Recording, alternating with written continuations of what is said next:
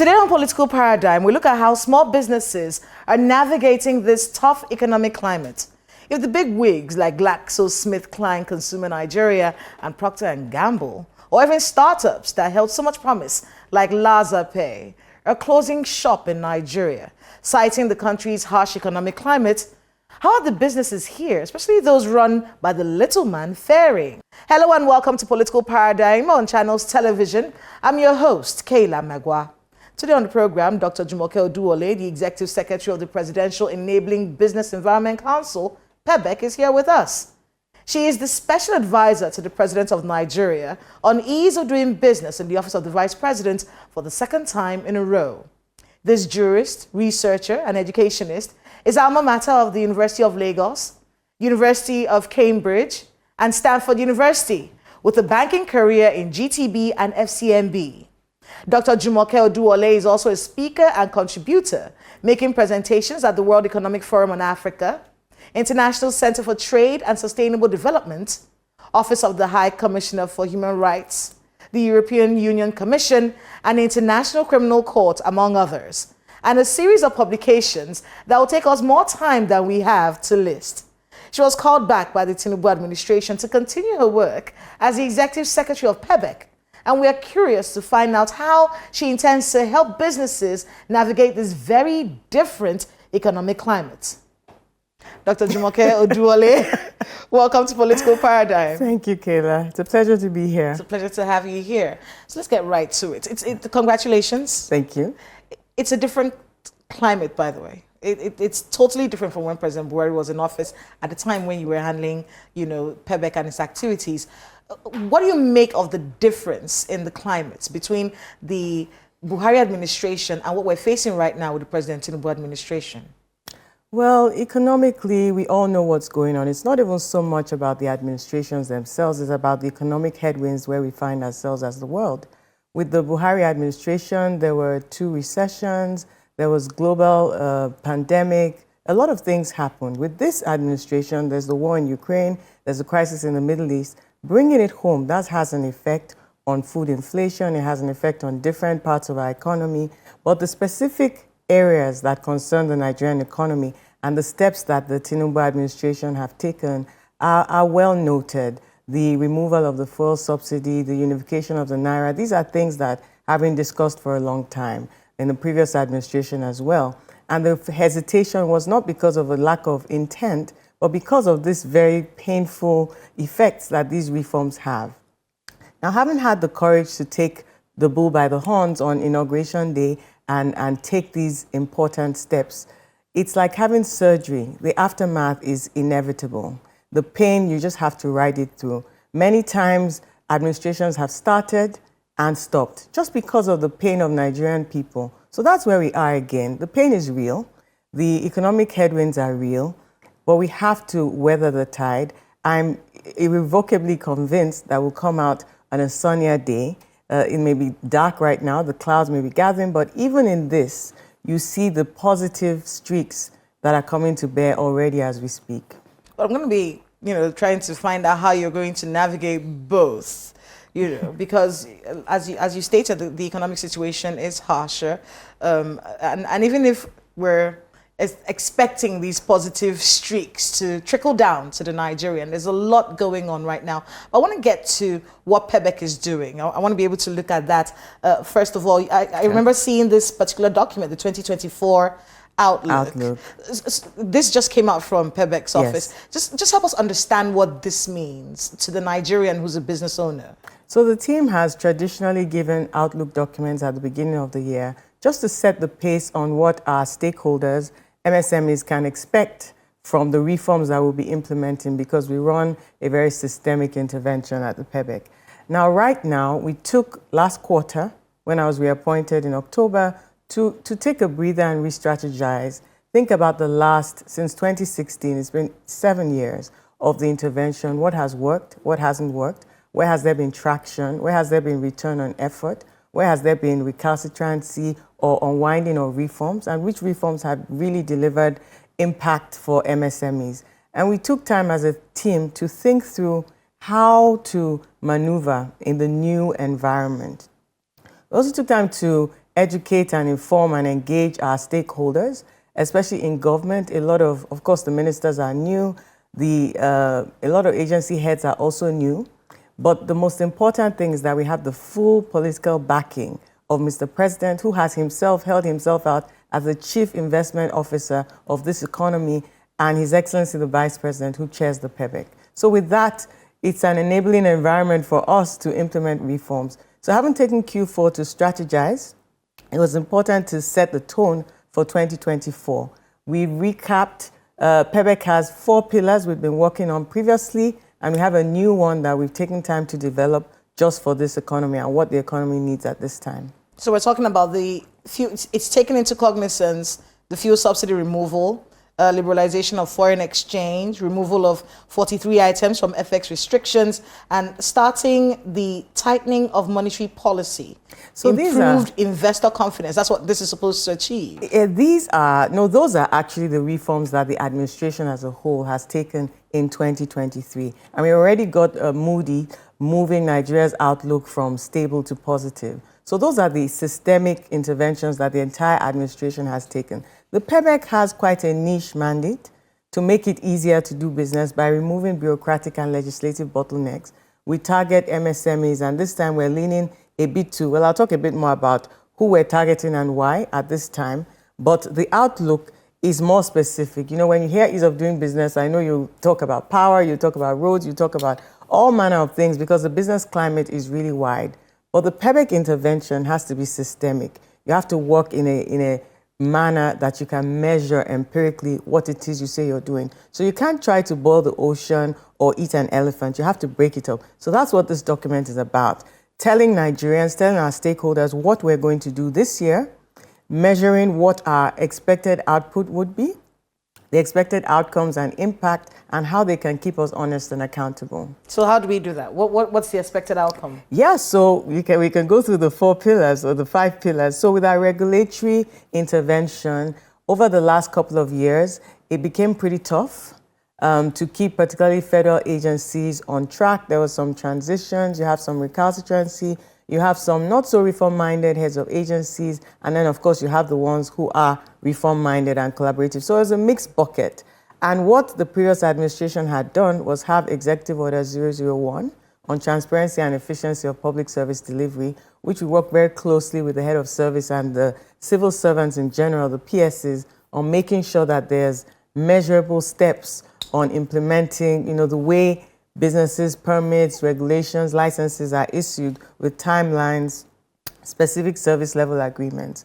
We spent time in the last administration turning that into a law. So it's the Business Facilitation Act. EO1 is codified in that act. It was our omnibus bill with about 21 other amendments to legislation. So that gave us the legal backing to take this further now.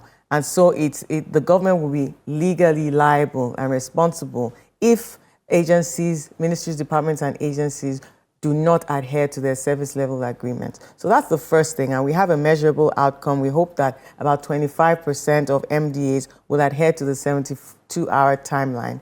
And hope is not a strategy. There's actually lines and delimitations of how that will be achieved by each of we work with about 53 ministries, departments, and agencies that have a disproportionately high level of focus. In fact, we're drilling down to about 36 because the intervention has traditionally been very large, and we're trying to be a bit more targeted on certain agencies so we can go deeper and really hold them accountable and support them in what they're doing. How do you enforce, you know, someone paying up? And then what kind of claims, really? If someone had an issue with a tax agency, or felt like the government is taxes. Yeah. That's usually what the issue is. No, tax has So can that be brought to small claims court as well? No, tax has a tribunal. So tax matters go through a specific process. And you know that there's some things like taxation, like banking issues that go to the Federal High Court. So this small claims court, it's not like Judge Judy or anything. It's within our judicial system. It's a specialized court for hearing of commercial disputes, liquidated damages in Lagos State, rent as well, that the chief judges have made available as a service within the magistracy. So it's a dedicated service within the judicial structure that we have within Nigeria. So it's just like the other rules. There's some matters that can go to the High Court, some to the Federal High Court, some to the Labor Court. But it's been gathering in popularity. Now quite a few states have it. And the magistrates also get support, get training from the PEBEC Secretariat, and the rules of procedure are quite standardized. Some states tweak them, and then the relaxed rules of evidence. So the small claims courts, our target this year is to make sure we get all the remaining states, and then not just to get the states to have small claims courts, but to make sure that it's electronically accessible, the judgments, we upload the records of performance, and tracking more and more. The aim is transparency and efficiency in everything we do. Transparency, efficiency. What kind of cases are prevalent in these small claims it's courts? debts. It's debts. Debts. Yes, liquidated damages. So debts. I mean, I've attended sessions in court in Lagos State. It's debts. Do we have you in can Abuja? sue your bank. FCT, yes. FCT has small claims court. Yes, they launched it last year. Is there like a figure? Can we get some kind of figure as to how much payments have been made, after these judgments? Well, we have them. I don't have it off the top of my head, but we have them online. That's exactly the point of trying to make sure that it's uploaded. I know for sure Lagos and Kano have been uploading. Other states, I'm not so sure. They're a bit newer. And so the magistrates are also getting training and getting into the swing of things. But small claims court is one that reduces cost and time, which are the two biggest things with access to justice. And it also decongests the federal high courts. That's interesting. But on PEBEC's website, people can get this? No, on the state judiciary website. On the state judiciary website. Yes. Okay. Yes. So apart from the courts, what else? So I've talked about legislative judicial reforms. For legislative, now with the 10th National Assembly, we'll be revising the omnibus bill. So an omnibus bill is a tool for legislative review on business climate, on anything you want, really. We used it for business climate reforms and amended 21 legislations and codified EO1. So we'll be starting with the section of businesses of Nigerian Bar Association, NESG, and other stakeholders to again do a sweep of the business environment, whatever legislations have worked, not worked, and then put them again through the legislative process. So that's another thing. I think one of the most interesting is the subnational intervention.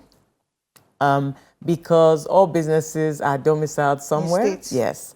And state governments since 2017 through the NEC have partnered with the PEBEC to cascade the ease of doing business at the state level. And we have an intervention, a program that we co-designed, that's the PEBEC Secretariat, with the World Bank team. So there's $750 million on the table. It's part of it's a debt on lending from the World Bank to state governments, to the federal government, and they have to deliver reforms and then they get a reimbursement. So it's performance for results. With that intervention, we're looking at things like land use reform. We're looking at things like taxation reform. Well, taxation, a lot of people talk about multiple taxation. You mentioned it twice, so let me just talk about taxation now. You know what the problem is with taxation is that we're a federation. So it's not actually multiple taxation. It's multi-layered, isn't it? It's multi-layered. And so we're trying to work with state government and federal, but you know all the work going on at FIRS. I mean, on that point in itself, because I know how upsetting it can be. Yes. So for someone who's running a business, to understand why a levy comes from the federal and then you get a very similar level of levy from the subnational level as well. Yes. As a business owner, it's a little confusing. Why did I have to pay twice? Just so people can understand multi-level taxation. What's this about? Let me explain it, because I am a lawyer, so I can put on. I actually used to teach tax many moons ago. So what it is that when you run a federal system, under the Constitution, there's some taxes that are federal, there's some taxes that are for the states, and they're residual matters. So you have also local government levies, and then there are also technical differences between levies, charges. So it's a whole bucket. And the interesting thing is that it can happen that the federal and the states don't have visuals on each other's taxation policies. There's a joint tax board, but really a state government can levy a charge on, say, land use or anything, that the federal government is just collecting company tax. So that level of transparency and access to information is not always there. When a business owner starts a business, and it's not just with taxation, we actually did a study on cost of compliance, because you have your regulators, and your regulators can be charging different little amounts of money, but it adds up.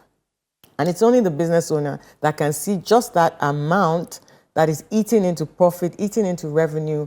And in government, it's not really centralized. So we have been working on that to make sure that regulators and governments have visuals on the costs in each sector by getting the information from private sector. Because actually private sector that can say, you know what, I work in agriculture, I pay this, I pay that, this comes up, this comes up. Even all the agencies may not know. So having government agencies talk to each other, have service level agreements, bring in technology, because this is not corruption. These are legitimate costs. Not all the time. There are cases. There are cases, but I'm talking about legitimate costs. So the cost of compliance can be high because there's not where you can see everything. So when governments can see that, hey, businesses in X state are paying 30 amounts, and businesses in Y state are paying only 20. And when there's competition for businesses, and you know that your businesses will actually move to where the business climate is enabled, then state governments have to look and consider. So for instance, with the NEC, for fiber optics and making sure that there's access for data, because everything is technology driven, the National Economic Council had to table the matter. And for the laying of the cables, states were just charging the companies a lot of money to dig up the road and lay the cables. And you want internet penetration all over the country. So we had to have a uniform fee. It doesn't always work because some may have the uniform fee and then come back with other charges, but trying to make sure that that transparency is there and that there's competition. So we have our subnational ease of doing business report where we rank the business environments as perceived by private sector. And they actually tell us where they feel more comfortable, more welcome, more enabled, and where it's really just very tough doing business. So we're trying to just work with information and communication and also educating the governments that, look, there's this pain point that you may not be aware of, that 10 or 15 agencies are taxing a particular sector and it's getting too much. I remember long ago, the telecom sector came and said, you know what, we're charged at a federal level, we're charged at a subnational level, all our base stations are charged by local governments, we can't cope. And then when we tabulate everything and we look at how we're operating in other countries, it's just too much. So there are two issues. There's the issue of the amount, if it's just getting too high. And then sometimes it's not even the amount. The Nigerian taxation system can be quite comparatively competitive, but it's the inconvenience. You're paying little amounts in like 20 places. The paperwork involved is just, you have to have a whole human being doing. So sometimes it's now the enabling through technology to make sure that I'm not paying, so for instance, maybe I'm not paying monthly, I'm paying one fee annually, or I'm paying a lump sum that is disaggregated with technology to a lot of other stakeholders. So these are the kinds of reforms that we work on in terms of taxation.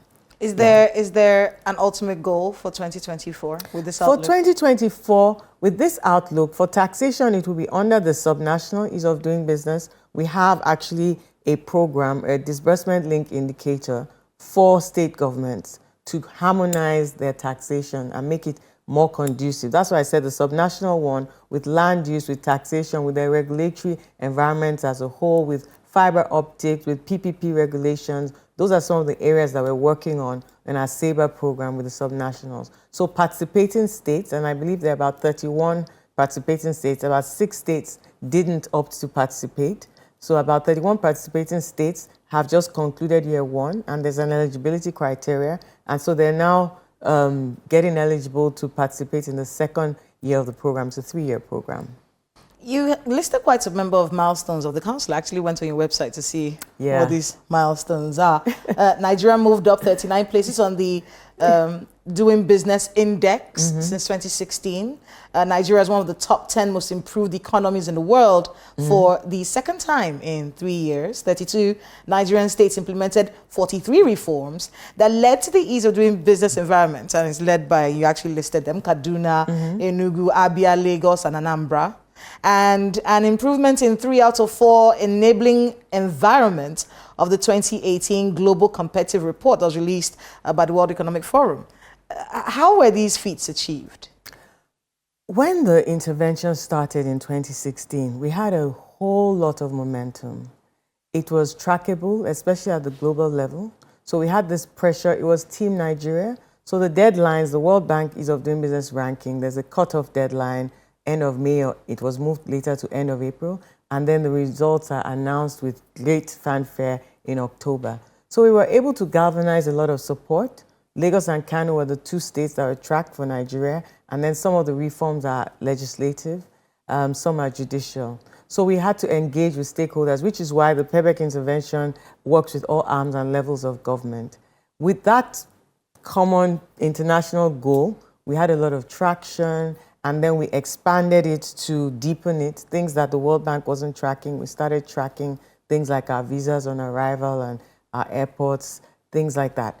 As time went on, things did slow down a bit, especially in the second term. So what you're looking at are a lot of what we were able to achieve in the first term of the Buhari administration. The second term was tougher for us, especially at the federal level. There was quite a bit of recalcitrancy. There was COVID. Some reforms unraveled. There was change in leadership. I remember the head of immigration then retired. He was very reform-minded. So you have a situation where personalities matter because ease of doing business is really dependent on leadership. So the political capital and political will that comes right from the top, the president, the vice president, and then down to the ministers, the heads of agency, and putting that pressure on the officers that engage with Nigerian business owners. Because at the end of the day, whatever approvals and support we get here in Abuja, I've been to the airport and I've been told to my face, Madam, that's Abuja. We didn't get that memo here. So that communication and trickling down, which we can't be everywhere, we have to rely on the heads of agencies. Have you interfaced with Mrs. Adepoju, the new immigration boss, on these No, issues? I haven't interfaced with her yet, but I've heard good things about her. So yeah. Hopefully she's reform-minded as well. Yes, hopefully. We haven't interfaced yet. I just took Q4 to really think through where next and what next and lessons learned. So I'm telling you some of the lessons that we came with. A lot of good people. We got a lot of support from the head of service, some permanent secretaries, because it's a systemic intervention. It needs to trickle down. And I wouldn't sugarcoat it. I'm telling you where the pain points were and the challenges that we had. It's a project that needs attention. So when there's distraction, whether because of elections or politics, an intervention like this suffers. So that's why we're very big on making it systemic, making it empirical, and tracking and showing what we're doing, how we're doing it, what we expect to achieve, which is why we have Outlook documents. Did businesses in Nigeria prosper as a result of these milestones? I would say, well, some businesses prosper. Prosper is really strong. We aim to make it progressively easier for them to thrive. And Did they thrive as a result of these milestones? Certainly some. In what ways? Huge testimonials. So we've done over 180 reforms, some of the flagship reforms that you would know, registering of business registration, automation of paying of taxes, being able to check things electronically. We focus on layering technology on reforms because we want to simplify things. We want to remove human interface. We want to make sure it's more transparent, it's more efficient, it's more cost-effective to do business in Nigeria. So there have been quite a few reforms. Even our report gov portal.ng, we have testimonials. We also have a lot of feedback on what needs to be done. So when you do a reform, like for instance, CAC, before we started, it was 6 manual forms. We condensed them into one form and made it electronic and actually phased out entire manual registration. It doesn't exist in Nigeria anymore. I want to talk about investor confidence, really, because I know during the Buhari administration, I remember back then, with you in former Vice President Professor Shimbajo's office, one of the major things that PEBEC kept talking about was corruption. Corruption. That was one of the major bottlenecks to the ease of doing business in Nigeria. You're out of that now. With the Tinubu administration, what do you think is going to be the major bottleneck that you have to deal with? I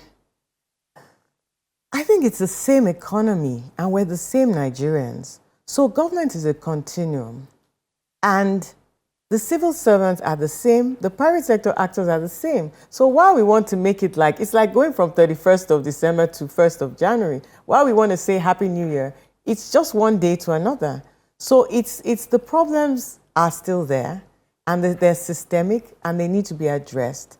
I think that what is good is fresh take on things, fresh energy, fresh willingness to try another way. You know, there's a reason why there are tenors to these things, so that fresh energy, fresh ideas, fresh consequence management can come into things. So I'm looking at a situation where the same private sector and the same public sector, because there's even more heat, and we're all Nigerians shopping in the market, knowing that, yes, these reforms, it's come to a stage that they're that necessary. It was either we made the reforms happen, or the economy was really going to go the way that we've seen some global economies go that wasn't very palatable. So that's a difference. You were dealing with corruption on this side, but now you're dealing with the impact of reforms on the economy. Yes. And how the business environment is trying to navigate that. Yes. And so while the pain is there, because it's not even just corruption. We deal with, it's more than corruption. There's corruption and then bureaucracy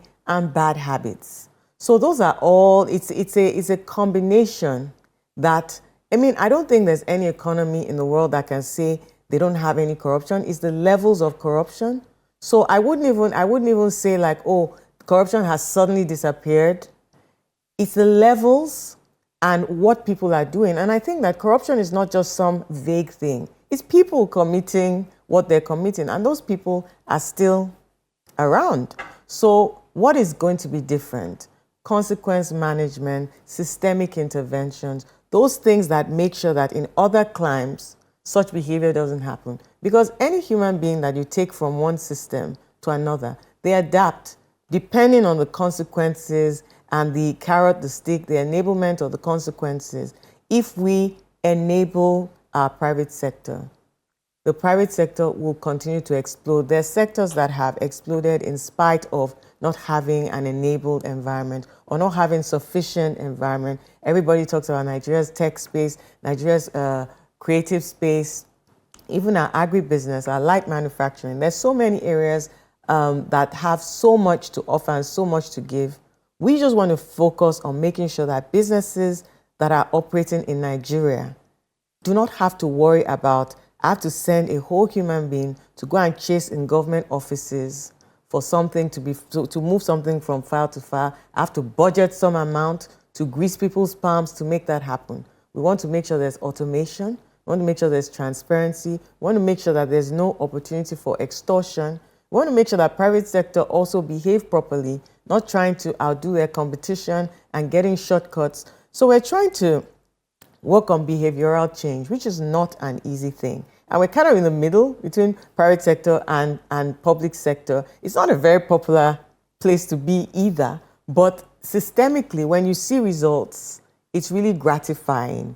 At first, people kick and scream when there's change, but when they see that it benefits them, they adapt change and they run with it. So that's what we're hoping to achieve. How do you think the Nigerian business owner is going to be able to navigate these policies, you know, economic policies that have largely been blamed for the economic situation of the country, even though we understand that these policies were necessary? It got to a point where they had to be, it just had to be done. Yeah. We had to do something about this this dollar naira situation. We had to do something about fuel subsidy. Yeah. But it has inevitably thrown up a situation with many people arguing that we weren't ready for it. We needed it, but the infrastructure necessary to be able to cushion that impact. There's an example I always give. In LA, you get a liter of petrol for $4, $50-something cents. But you can choose to take the train to go to work. You can choose other means of transportation. Now, if you throw that same issue here, you may say, oh, it was a corrupt regime, but you take it out, and then the cost of buying fuel is so high and everything is exponentially high. But I don't have the alternatives. You barely find actual public transportation these days. If you're leaving work, you see so many people in clusters. The public transportation system is so poor. And then we keep hearing about CNG buses coming. We keep hearing about, but these things have not come yet. So the argument for the business owner is, yes, you have done something that I know was important to be done, but for me to be able to navigate it, I need the alternatives. If those alternatives are not there, you're killing me. It's complicated. It's more nuanced. And it's like somebody telling you you need life-saving surgery, and you deferred it, and you deferred it, and you deferred it, to the point that it's not now just surgery, you need an amputation. There's going to be a long recuperation. You have to relearn how to walk or relearn how to speak. Where we've gotten to, and I wouldn't say, oh, the last administration, this administration. Nigeria as a country, we've been on a journey for how many years? So it's been accumulation of all of us and all that has been happening for decades that has culminated in where we are right now. I really must commend this administration. It's a thankless job, but having the courage to take off the subsidy. I know personally how the last administration really wanted to and tried to take off the subsidy, but the backlash and the pain, the decision, at least I know of at least 2 times that the decision was rescinded. And I'm being honest with you, it's not for want of knowing what to do or wanting to do it or not doing it. Now, people would say, how did the president make that announcement? He campaigned on it, he promised to do it, and he did it. And he never said it was going to be easy. And it's not going to be easy. There's just no shortcut. If we don't go through it, it's like being an addict and then you have to go into rehab.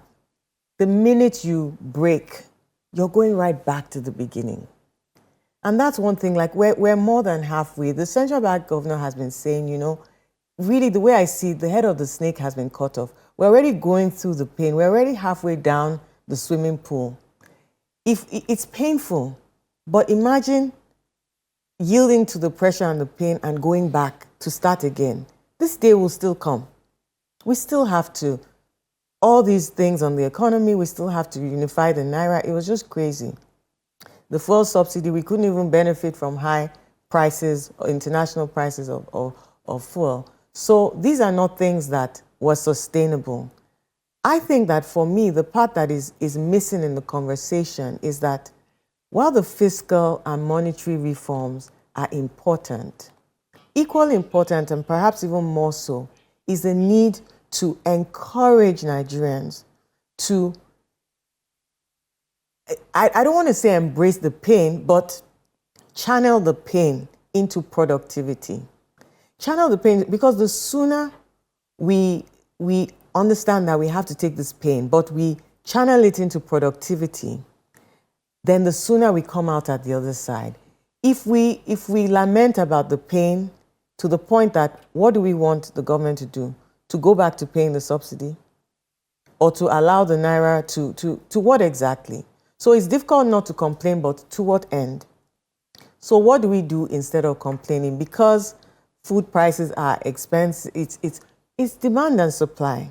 So encouraging everyone who's in agriculture, speaking up for policies and for breaks, and thinking through, we have to collectively think through what is going to help manufacturers. So yes, there's not enough electricity, but the electricity that we have, because Nigeria, even our manufacture, our infrastructure stock, we talk a lot about it in the negative, but we're in a much better position than a lot of countries. I've traveled around Africa extensively. I want to be able to talk about that. Our PEBECs policies, there's so much. I've been watching your reforms for years. I mean, for years, we've had so many interactions on the reforms of PEBEC with you as Executive Secretary. And one question that keeps coming to my mind is, are PEBECs policies feasible in a place where you have poor power supply like Nigeria, in a place where you have to deal with such insecurity, in a place where we're still arguing about investor confidence in our economy based on all these indices that we have going on?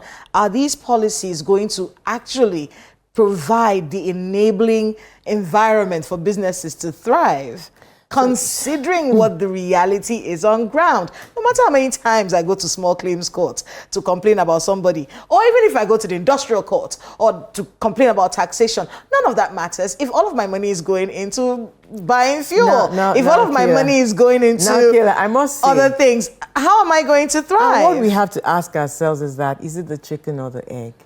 It's not either or, it's and. I'm a big proponent of the and. It's not either PEBEC policies or what. The PEBEC policies are soft infrastructure, regulations, processes, people issues, it's intangibles to the large part, soft infrastructure.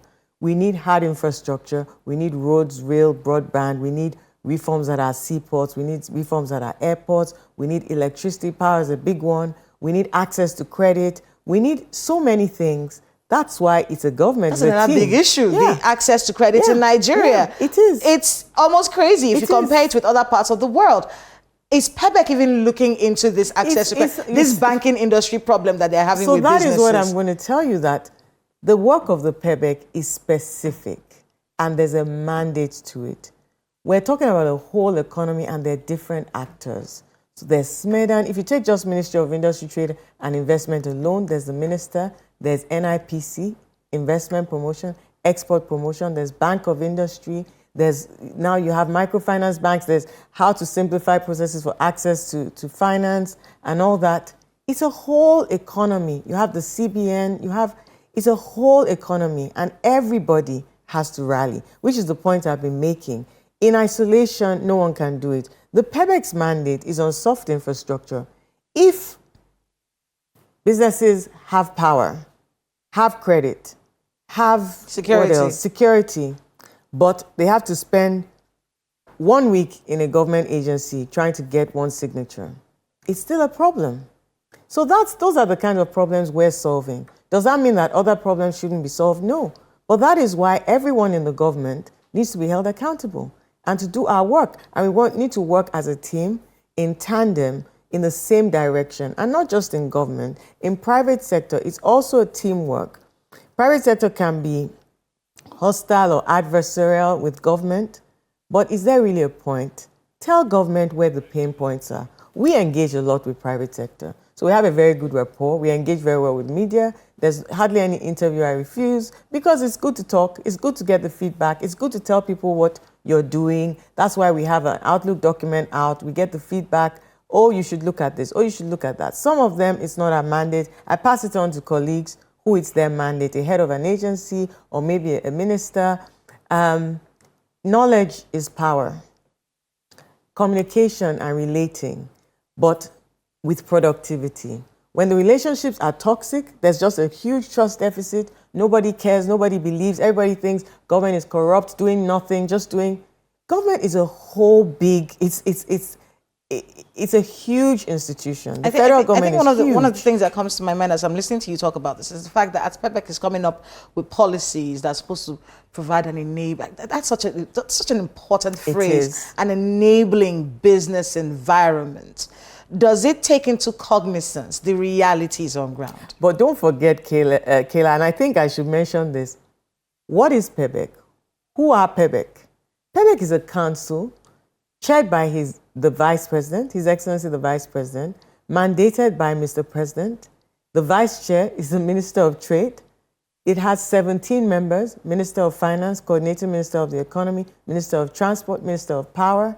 It has Minister of Police, Minister of Foreign Affairs, Minister of Information, Minister of Tech, all the ministers that need to be in a room. So while they're looking at the soft infrastructure, they also have their own, and they know what is going on. So that's why the coordination is so important. That's why Mr. President has a special advisor on policy coordination. That's why there's a delivery unit tracking all what each minister and each MDA is supposed to be doing. So all these things feed into each other to make sure that we're delivering impact, value, not people going. The last administration, in all objectivity, I was part of it, suffered quite a bit from a lack of coordination. And it's difficult to avoid if people are not working, if communication is not flowing. Even now, some new agency heads have made pronouncements that had to be reversed. Also because they're new, they're ramping up. We're trying to make them have information. We gave copies of the legacy book. We've had, the PEBEC was inaugurated to know where we're coming from, and all of them get briefings anyway from the public and civil servants. Sometimes public and civil servants prefer to work in silos, but it doesn't work for the economy. So there are some agencies that are territorial, don't want to collaborate, or agencies trying to have IGR and wanting to put in some regulation or another. And the work of a council like this is to make sure that there's collaboration. All the ministers see the problems together. Does it look better with the team you have to work with now? I think the inauguration went really well. Now it's more, I mean, we'll know Q1. I think that we'll know Q1. I don't want to paint any, you know, I'm really like, I say it like it is. We will see in terms of when we start implementing, because we don't just talk about feelings. Is it going really well? Relationship-wise, everything is fine. But it's when we start measuring. By the time we start giving you a quarterly update, and you know we released the compliance report for EO1 BFA Q4 last year, and that was for the half year. It was political season. It was the last administration, but it was to tell the new officers that that's what half year looked like, and so you know what to work on. We're going to release the full report. I'm going to ask you the question I know a lot of people would want me to ask you, and it has to do with the movement of a lot of businesses out of Nigeria and the closure of so many local businesses. It has been scary to watch. Yeah. And even if I wanted to start a business, I'm not going to because it just feels like this is a lake that I don't want to swim in. And it looks like, it doesn't look like I'm going to thrive. Just coming from someone who's on the outside, I'm on a salary. So from time to time, I think, okay, well, the country's changing. Maybe I should diversify my income. I don't think I can, because it feels like this is going to cost me more, or I'm going to close down. I'm not going to do well. If GlaxoSmithKline is leaving and Procter & Gamble is leaving and they're citing economic situation, who am I? Okay. With my small yogurt business. Okay. How does that make you feel, thinking about these companies that have gone off and how local businesses must be trying to even stand up, you know? So there are a number of issues here, and I'm glad you asked this question. So first of all, it's always very sad when you hear that. You think about, okay, how many jobs are going to be lost? You think about different things. So there's no more manufacturing. Does that mean we're going to be importing? But these decisions are not taken in a silo. When these companies talk about economic conditions, there's also international economic conditions. If you do the research, you see they're withdrawing from more than one state, more than one country. Sometimes they're withdrawing from the whole of Africa. Sometimes they're strategizing post-COVID, production nearer to source, a number of, they're not knee-jerk reactions. So for a company to say they're withdrawing from Nigeria is something that they've probably been planning at least 3 years. So it's not, oh, suddenly things are so tight, they're going. It builds up. It builds up. Some of them we've had exit interviews with, that's the PEBEC team, and we relate with them quite often, even though we have... Exit interviews? Yeah, exit interviews are really important from any job and any... So we offered to businesses that are leaving. So we had a preliminary one with one of them, and we're having a full one with their team. They're actually coming around. It was supposed to be this week. Well, tell us which but it one. was, but it's one of them. It's a US one, so you can. But I mean, so offers. Yes, and they were happy to hear that the government is really wanting to listen to what the issues are, and we also wanted to assure them that we are working on those issues, and to leave the door open for them to come back the same way they found their way into the Nigerian market. The Nigerian market is a fundamentally good one. We have the population, we have the demography, where we are located, the geography, we're young, we're English speaking. There are a lot of reasons for both goods and services to be produced here. It makes a lot of sense for a lot of reasons. We have to do the needful. It's sad, but it's not. It's good in the sense that it gives you a lot of information on how businesses are taking decisions and for the future. And when you look at it in the global scheme of things, and then you look at it in the regional scheme of things, where do I fit in Africa? And then you look at it even in the West African sub-region, where do I fit into things? It's about competitiveness. It's about productivity. And then it tells you where you need to prioritize, what you need to do, and how you would get businesses like this back. Having said that, even with everything, this is still a good investment destination. And you would see that while some have left, a lot remain. A lot remain. Even though this is I want us to look at it as this is it's a season. And lives, countries, we go through seasons. And it's not going to be like this forever. Yes, though it looks really dark for now, and it is dark, not even looks really dark, is dark in the sense of poverty, cost of food, cost of fuel, but it's going to get better. Once we weather this tide, it's going to get better. If we break midway, we're going to still have to come back to this. And then each time you defer it, it gets worse, which is why it's so painful now. Because probably, maybe if we'd ripped it, a lot of people talk about like, we've been having this conversation certainly since 2015. And so that's why I said that the current president had the courage to rip the bandage. It's not that the former president didn't want to do it or didn't, but also the compassion, a lot of things. And personalities are different. Now, what do you do when you're doing what you know? It's like giving a child an injection and they're screaming because it's painful. But you know that what you're doing has to be done. It's thankless. Everybody's like, oh, the government, how could you do this? How could you not plan? What kind of plan when we're approaching a cliff? So planning is ongoing, but at the same time, it's chicken and the egg. How long are you going to wait? I mean, one of the questions people had, of course, with the tighten your belt or brace yourself and all of that was that we're looking to government and seeing if they were tightening their belts as well and bracing up. And, there were complaints. It felt like they weren't tightening their belts. But we have seen in recent days actions by the president that show that, okay, he understands that he's being watched very closely. And of course, seeing them having to cut costs on a lot of things. And it is encouraging, but a lot more has to be done. I want to move, before we wrap up, I want to talk about the manufacturing sector because, we had a conversation recently about the budget. And one of the things that some economists have told us is, the focus, of course, the bulk of that budget went into debt servicing. But we're trying to see if we can boost our manufacturing sector. It's almost impossible for us to reach El Dorado without having that sector, if there is El Dorado. But, but you get my point. That particular sector, when it comes to the ease of doing business, how are you helping manufacturing industries grow in this climate? It's the same way we're helping other sectors. So we prioritize. Well, manufacturers complain a lot about access to loans and yes, the interest rates on those loans. You asked about PEBEC. We don't give loans. But I mean, isn't that some kind of intervention? Policy. We don't give interventions. No, not giving, but an intervention that goes to the loan givers as to how they have to reduce these digits. Their fellow private sector.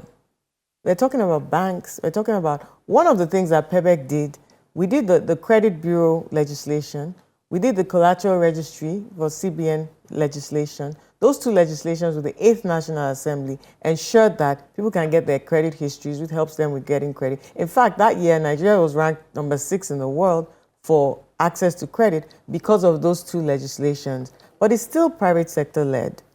And banks are still declaring colossal amounts of profit, even in the middle of everything everybody's talking about. So sometimes conversations are going in directions that this may not be where to be looking at.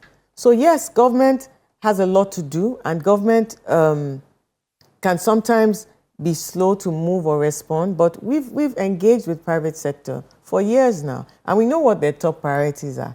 They know where they're getting the loans from.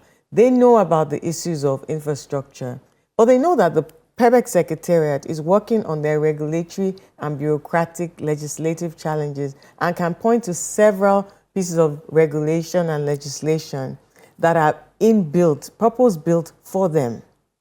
We do have priority sectors, and light manufacturing is one of them. Agribusiness is one of them. The creative sector, the tech sector, decentralized power, and transport and logistics. And the reasons why we chose those ones are because they have a disproportionately high amount of young entrepreneurs.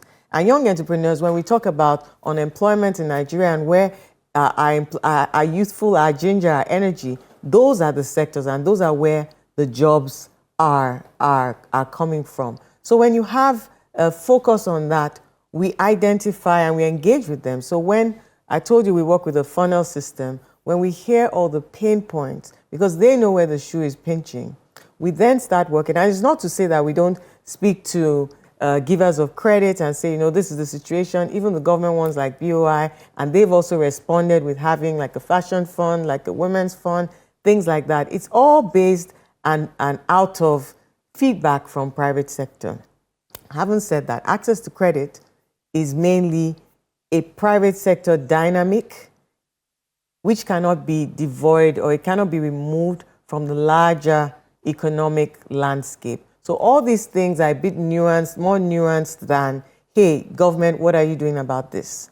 That's why I talk about the collaboration, the need for public-private collaboration and solutions. We need to really think creatively, innovatively on ways to solve our challenges, because we just keep pointing fingers and talking, oh, it should be government, or it's not government. We're just running around in circles. When we get to have discussions and come up with innovative ideas that are then taken and implemented, and we can track it and see the output, see the outcome and the input all the way to GDP, then I think that the economy, brilliant people all around, the economy will move forward in spite of the pains. Nigeria is not the first economy to go through economic pains and challenges as tough as it is. We're resourceful people, we're courageous people. I think that we should really, really, really get to work and continue working with courage. It's not a picnic. This kind of season is not a picnic, but we can either lament and be upset and blame, or we can really strategize for the year ahead, which is what my team has done. Like, what are we going to do? How are we going to face this? How are we going to, we looked at it carefully. Where can we move the needle to help businesses? And that's why I said our Business Champion program, really looking at larger businesses now and how those businesses can work with osmosis for their ecosystems to pull up smaller businesses, because you talked about a lot of the smaller businesses that are closing shop. Well, I want to thank you very much. I mean, this is a conversation that definitely has to continue. Yes. Well, I want to thank you so much for making out the time to be with us, Dr. Jumoke Oduwole. You're welcome. And good luck with all the work you have ahead of you. We'll be touching base with you soon. Thanks for having me. And that's all the time we have on Political Paradigm, but we want to thank you so much for tuning in with us. We've been speaking, of course, to Dr. Jumoke Oduwole, the Executive Secretary of the Presidential Enabling Business Environment Council, PEBEC, Special Advisor to the President of Nigeria on ease of doing business in the Office of the Vice President for the second time in a row. Jurist, researcher, and educationist. That's all the time we have on the program today. Please join the conversation online, especially if you are a business owner. Let's read your views on channelcv.com. Thank you so much for watching. I am Kayla Magwa. See you next time.